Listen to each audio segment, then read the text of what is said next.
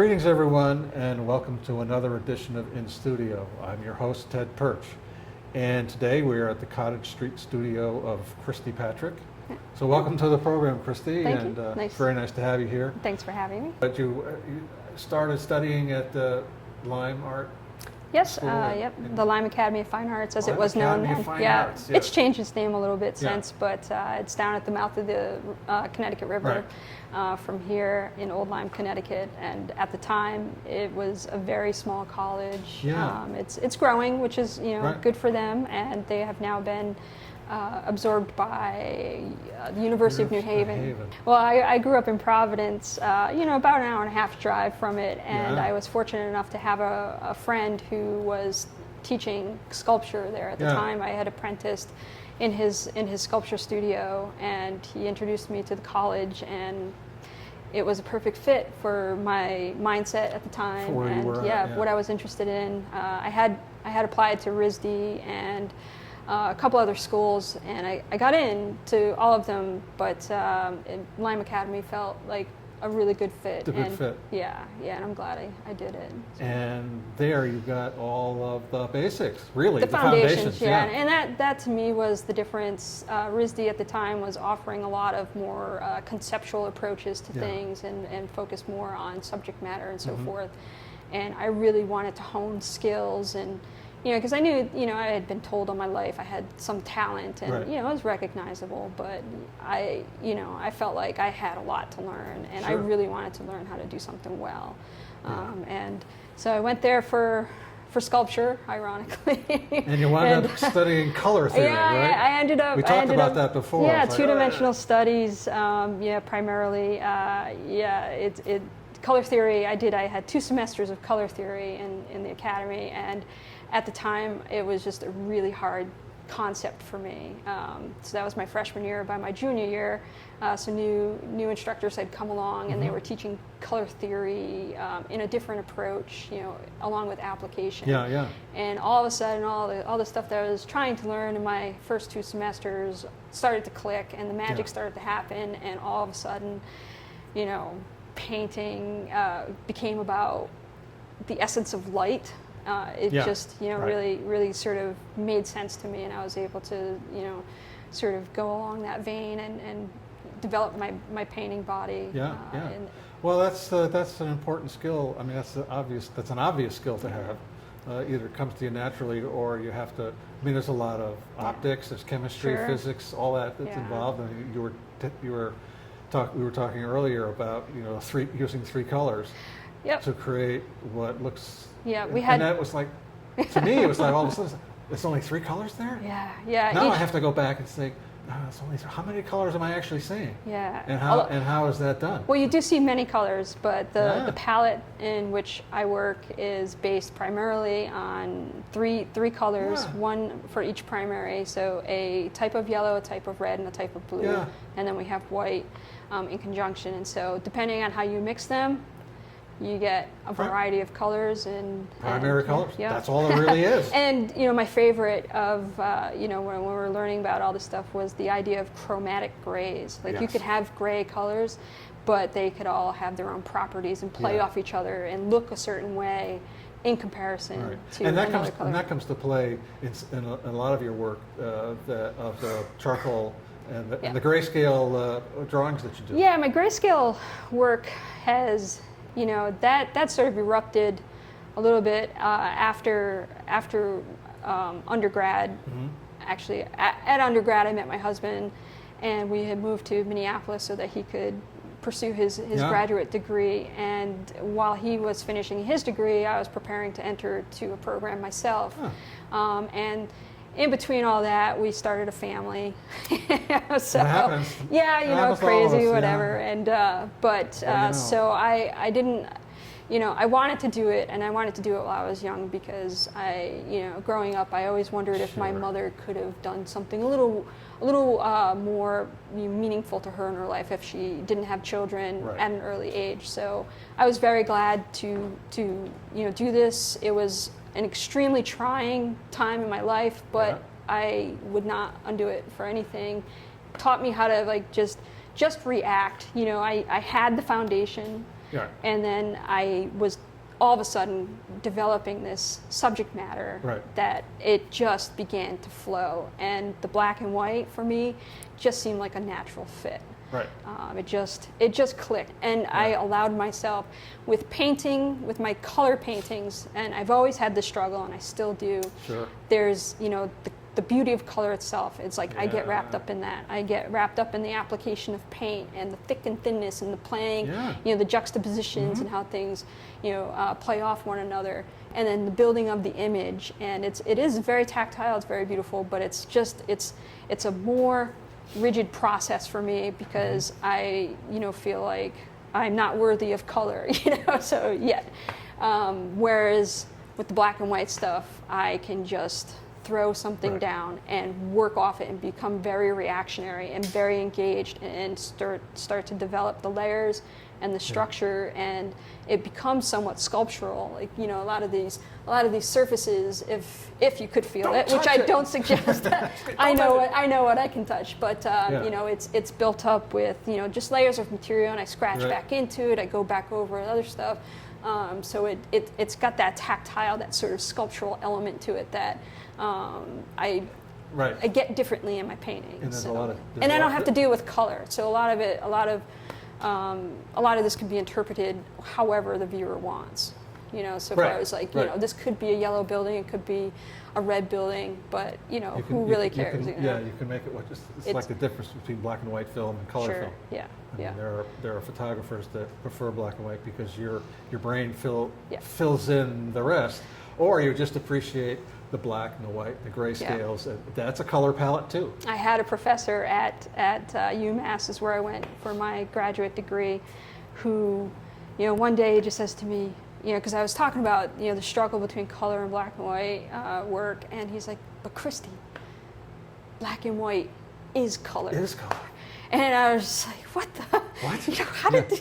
What's going on?" And so, I'm starting to see it. I think that, you can get different tones, even if you can't, it's just your mind fills in a lot of stuff. And so that idea of allowing your mind or any viewer to come up and let their mind sort of expand and Right. make this whatever they want Right. is perfectly acceptable by me. Yeah. I mean, it's all driven by content that's kind of in here, stuff that I remember or think I remember or feel I remember a certain way.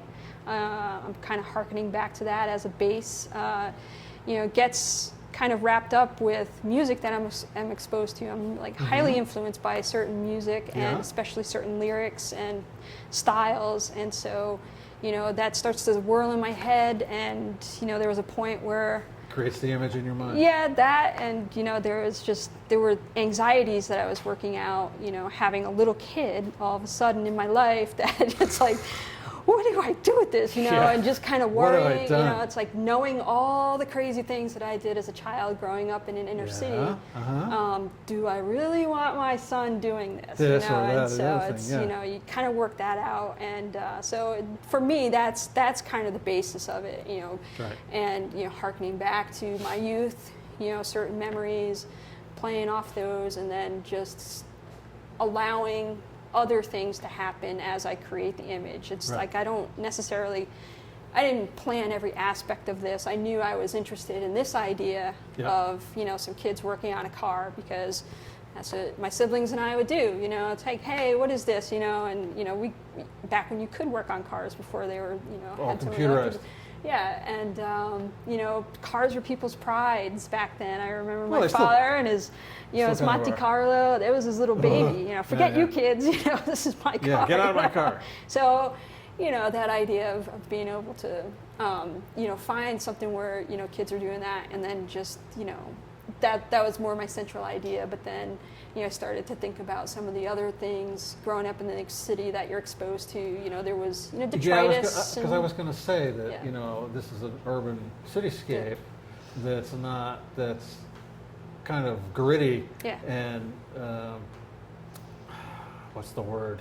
Kind of blown. The blown up, the old cities that are kind of blown up and and destroyed. So there's the kind of there's a theme that's running under that. Yeah. You see the kids cannibalizing this car, and it's not exactly out in the burbs someplace. Uh-huh. So there's a lot of social, what they used to call social realism going on. Yeah. Now does that? I think you said your own experience growing in Providence in the city kind of informs how this painting comes out. I think that you can interpret, you can bring that to it, Yeah. but honestly, for me, I try not to impose too many expectations Right. on the viewer. And one exhibition I had, everyone. It was an interesting exhibition because everyone would kind of looking around, and they would start to ask me a question, but then not really know how to ask it. Yeah. Like they were a little befuddled because I think partly because they knew of my paintings, but when they saw my black and white work, they just Ooh, didn't this know is how different. to. Yeah, This is and different. it's like I feel something, but Yeah. is this that or is this that? And it's just like it could be. And to me, the work became very successful at that point as soon as it's like they're interacting with it, and Right. the longer they look at it, the more they're going to see, because not that I purposely hide stuff, but just the fluidity. I don't think anything's hidden in there. I think this Oh, is you can this see some stuff. well, here it just and there, it just yeah. reveals Yeah. what's around us. Yeah, I mean, you don't have to go very far from where we're sitting yeah, to the end of Ferry Street, where the Sure. old mill is. Yep. It looks like Dresden bombed out. yeah. And that's a statement about the rise and fall of industrialization Yep. here in New England and everywhere else, and Yep. this is what's left behind. Can be a And commentary on gentrification. Any it's all sort there. of thing. So yeah, you can sit there and you can Sure. or stand and look at that, and you Yeah. could create all these different Yeah. thematic lines about it. yeah, absolutely. And it's not pretty. Sometimes not. Downtown Providence, when you grew up, was not Yeah. a pretty place to be. Yeah. I lived not No. far from there, but Yeah. it was yeah. not a pretty place to be. Providence, Hartford, New Haven, Yeah. it didn't matter. Yeah. New London, it was all just busted up and left to the people who lived there were kind of just like left on their own and having It's to true. scrabble by. Especially certain parts of Providence. Yeah. And it was, yeah, I mean, I look back on it, I was like, how could they possibly, live in this? But then I remember, being out with my friends and my siblings and cousins, Yeah. and it's like we were romping around and all those abandoned buildings. You didn't tend to yeah, notice. Yeah, and I Some think of the this is things- before you realized you needed tetanus shots and everything like that.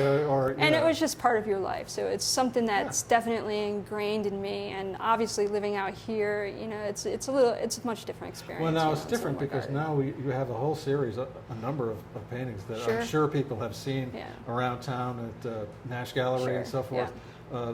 These are views of East Hampton. Yep. There's the yep. site of the Brass Cat Yep. when there was a sign there. Yep. And this is, I think that's Union Street. This is Union so Street. Big E's here, Yeah, and that's yeah. looking down So- towards the pond. Actually, the genesis of a lot of my work now, started in grad school, and having an infant, and being in a new place, new environment, because we moved here from the Twin Cities. Yeah. It's like so much change at one time, and I'd always we just always moved around. I don't know how many different apartments I've been in, and Roger and I, my husband, we had lived in a few different places, small apartments, and so the idea of home, like I That's- started feeling like, Yeah. what is home, and even feeling like, is where I grew up, is my family, what is that home to me? And then I realized that the idea of home doesn't have to necessarily revolve around that, So I just started exploring and, looking for a place I felt a connection with. And I have to say, out here, East Hampton was probably the first place that, I really Yeah. felt welcomed. I felt part of a community. Yeah, And it is that. yeah. We lived in Hatfield for a little while, and it was beautiful, beautiful Hatfield. It's very kind of isolated, Yes. especially, and it was Yeah. just a weird experience. And I just, especially coming from the Midwest, where everyone is pretty loose and open and welcoming, and it's just a different pace of life. And so Yes, it's totally different. I was out Yeah. in that area on a motorcycle trip a couple of years Yeah. ago. We were in St. Paul and places like around, and we were just walking down the street, and people would say hello and Yeah. good morning and how are you doing? And at first it was like, being a New Englander, it's yeah, like, yeah. what are you asking? And it's like, oh, we're just being friendly. Yeah, yeah. Yeah, I think why not? out in Minnesota they call it Minnesota nice. Minnesota nice, yeah. So somehow it rubbed off on us, and Yeah, I well, came to good. expect it. There was this orderliness out there. Everyone was just kind of open, and coming from New England, it was a little hard to get used to at first. Yeah. But it's easy once you start making friends and start being embraced. That's because we're so uptight. Yeah. As New Englanders, we're just like this all the time. So being out here, just searching for the idea of home and then feeling part Yeah. of the community. And then I just wanted to get back into painting and get my hand exercising with color again. And, Yeah. local scenes, local to where I am, I try to do that whenever I can. Yeah. Yeah. Now, another part of your story and Roger's story is that your son, Yes. he's now 14 or He's so. now 14 and And taller than the both of And, us. well, you feed him. You just feed him too well, Yeah, they do that. Yeah. He is an artist as well. Yep. He has done some art and pretty nice work, actually. Yeah, He's actually. based on endangered animals and Yeah. a variety of birds. His medium was oil pastels, and Yeah. other than suggesting compositional ideas to him and giving him a little instruction on how to use the material and how to fix something when Right. he felt like he messed up, he worked on those things his own. So I think there's probably about 20 images per set. So he has about 40 different images. And he's also illustrated at least 2 books. Yeah, those books. We took those. Yeah. Took those drawings that he did, and Yeah. I have some experience in the print industry and desktop Yeah. publishing. So I turned them into some little softbound books, I know. and he did some author signings. And Yes, I know. Marlise was just beside herself. He Yeah. was her favorite artist. Yeah, he's got his college fund started. Yeah, well, good. There's not much profit in this, but the reason why we aren't selling more of them right Yeah. now is because I can't find a printer to print them cheap Yeah, yeah. enough to keep the price affordable. To So you have people. you have another generation going on here I between hope the two so. of you I plus hope him. so. I hope And so. he's well on his way if that's the way he wants to go. If that's the way he wants to don't go, have to. yeah. I'm trying really hard not to pressure him either No, way, you- but we you- do encourage him to do more art. You pressure them and they back away right away. But I wouldn't mind if he was, found something realistic that he could, Yeah, handle as well. it's part of his life already, and Yeah. it'll inform his consciousness. It's Yeah, yeah, absolutely. There's one central thing that I noticed that's very apparent in your work is it's about place. Yeah. One sense of place, either it's East Hampton or some cityscape or wherever. It's all really about place. And you really talked about that as being sense of place and being and home as Yeah. being something that's been part of your life and so forth for probably forever. Yeah. So how does that? So here you are in East Hampton. How does being in East Hampton a sense of place? And you actually touched Yeah, on it a little yeah. bit. You felt welcome Yes. and friendly. Yeah. And So. I mean, and also you're part of this. In this building, there's a number of studios, and East Hampton itself seems to have really, embraced Yeah. the artistic, creative spirit. Yeah, I think being. So where does that put you? Yeah, well, we came at the right time for East Hampton. There's been this sort of revitalization. Yeah. The arts is really driving the success of the economy, whether it be music or fine arts or hopefully we can get some theater. That would be right on. Yeah, well, they're working on it. Yeah, I hope so.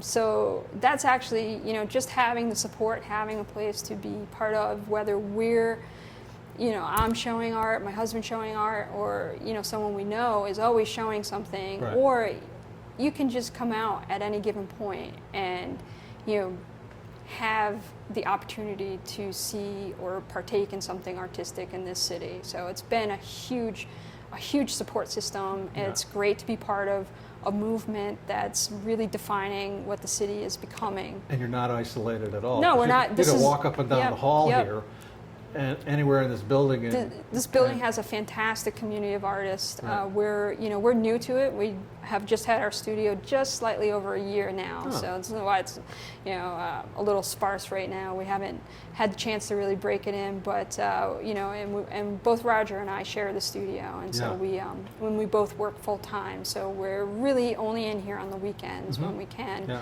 Sometimes other times, but. Give even that much, it's just as soon as we became tenants here in Cottage Street Studios, everyone was just very welcoming, Yeah, very right. very much much want us to be part of the team, and I wish we could be, a little more, forthcoming with our time. But right now the way things are, some of us have more time than others, and it changes all the. But it's great to have that support. I have a fellow grad student of mine's downstairs on the 4th floor doing ceramics, and so it's great to have people I know around. People know this place, so it's all you have to say is, we have a studio on Cottage Street, and they know, and this, they will come. This building has the open studios twice a year, which is really, it's been great. The traffic that's come through, the conversations that we've had with people, just exposing them to our work. It's been very just very comforting to know that people are still interested and that we're affecting what they're how they're seeing. So I think a lot of my anxieties that I used to bring to my work, don't necessarily have to work themselves out in my work anymore, because now I have to find new anxieties. Yeah, I guess so. Or just channel some old ones or something. It's wonderful. And it's okay. I'll take that. And the images you have made of East Hampton have been around long enough. I mean, I've seen them in different places, and I'm sure everyone is like, ooh, that. It is East Hampton. Oh, this is wonderful.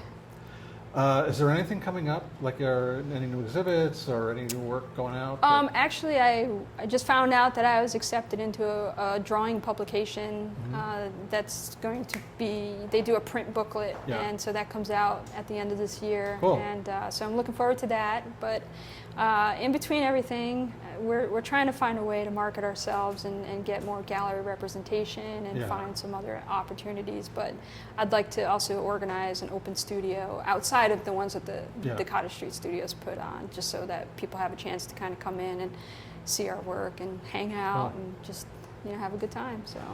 Cool. Well, I'm filled up here. I'm just listening to you talk earlier. We had this long conversation that I wish had been recorded, because it was wonderful. So thank you. Thanks for being on the program, and it's Roger and Christy Patrick's. Their studio is 513 at 1 Cottage Street here at East Hampton. I'm sure they have their own hours. I can't invite people to come because I don't know if they're here, but on open studios and so forth, they're here, and you've seen their work, and you'll see more of them in time. So, from all of us to all of you, I'm still Ted Perch, and I'm still the host of this program. And thanks for joining us today, and we'll see you next time on In Studio. Great. Thank you. Awesome.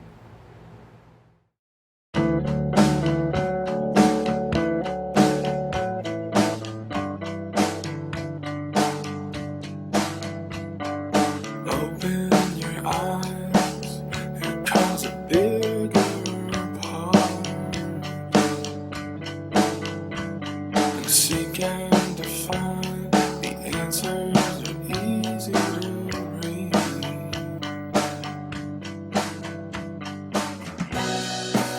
Face that inevitable. My parting words would be, relax, have fun, and rest easy. And aloha. Aloha! Aloha! Thank you.